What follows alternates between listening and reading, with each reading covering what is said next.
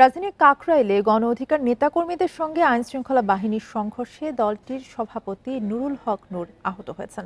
তাকে হাসপাতালে ভর্তি করা হয়েছে।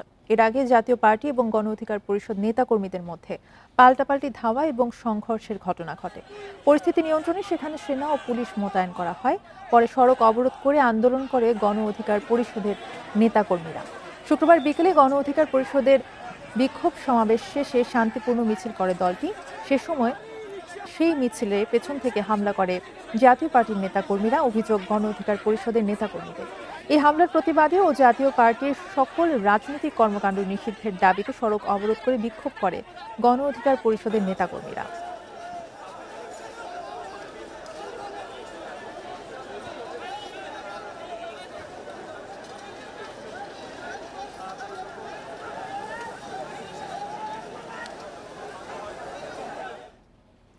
এ নিয়ে আরো জানাতে কাকরাইল থেকে আমাদের সাথে যুক্ত আছেন সহকর্মী সাজ্জাদ হোসেন।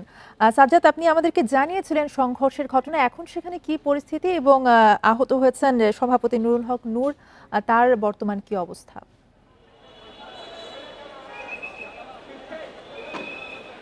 জি, আপনি যেমনটি জানাচ্ছিলেন, নুরুল হক নূর কিন্তু গুরুতর আহত হয়েছে। তাকে আমরা দেখেছি রক্তাক্ত অবস্থায়, কিন্তু তার দলের নেতাকর্মীরা তাকে রিকশাতে করে কিন্তু হাসপাতাল নিয়ে গেছেন। তিনি এখন, আমরা যতটুকু জানি, হাসপাতালে চিকিৎসাধীন অবস্থায় আছেন। আমরা এই মুহূর্তে অবস্থান করছি রাজধানীর যেই জাতীয় পার্টির যে কার্যালয়, প্রধান কার্যালয়, সেখানে কিন্তু আমরা অবস্থান করছি বিজয়নগরে। কিছুক্ষণ আগে কিন্তু এই কার্যালয়ের ভেতর থেকে কিন্তু জিএম কাদের 10 মিনিট আগে কিন্তু তিনি নিরাপদে কিন্তু কার্যালয় থেকে বের হয়ে গাড়িতে উঠে কিন্তু তিনি নিরাপদে এই কার্যালয় থেকে বের হয়ে গিয়েছেন। আর এখন যদি এখানে পরিস্থিতি একটু বর্ণনা করি, এখনও কিন্তু এই যে রাজধানীর বিজয়নগর যেই জাতীয় পার্টির কার্যালয় আছে, সেখানে কিন্তু এখনও আইনশৃঙ্খলা বাহিনীর বেশ সদস্য মোতায়েন আছে। সেনা সদস্য এবং পুলিশ বাহিনীর সদস্য কিন্তু এখানে মোতায়েন আছে। আরেকটু যদি জানিয়ে রাখি, আজকে বিকেলে কিন্তু গণ অধিকার পরিষদের নেতাকর্মীরা জাতীয় পার্টি সহ 14 দলের রাজনৈতিক সকল কার্যক্রম নিষিদ্ধের দাবিতে একটি বিক্ষোভ সমাবেশ করে এবং বিক্ষোভ শেষে তারা কিন্তু একটি মিছিল নিয়ে তাদের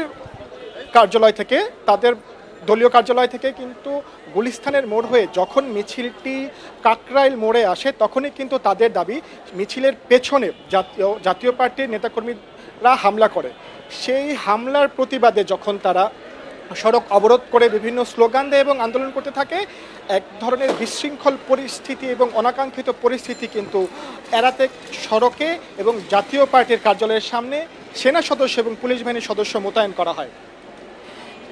তারপরেও কিন্তু পুলিশ এবং সেনা সদস্যদের অনেকটা অতিক্রম করেই, অনেকটা আক্রমণাত্মক মনোভাব নিয়ে কিন্তু গণ অধিকার পরিষদের নেতাকর্মীরা বারবার চেষ্টা করেছে জাতীয় পার্টির কার্যালয়ের সামনে আসার জন্য, কিন্তু সেনাবাহিনী এবং পুলিশ বাহিনীর সদস্যরা তাদের কিন্তু জাতীয় পার্টির কার্যালয়ের সামনে আসতে দেয়নি। 9টার দিকে গণ অধিকার পরিষদের নেতাকর্মীরা একটি সংবাদ সম্মেলনের করার কথা ছিল। সেই সংবাদ সম্মেলনের আগে কিন্তু তারা আরও একটি মিছিল করেছিল জাতীয় পার্টি নিষিদ্ধ, এবং বিকেলে যে তাদের মিছিলে যে হামলার দাবিতে, এই হামলার সুষ্ঠু বিচারের দাবিতে কিন্তু তারা মিছিল করছিল।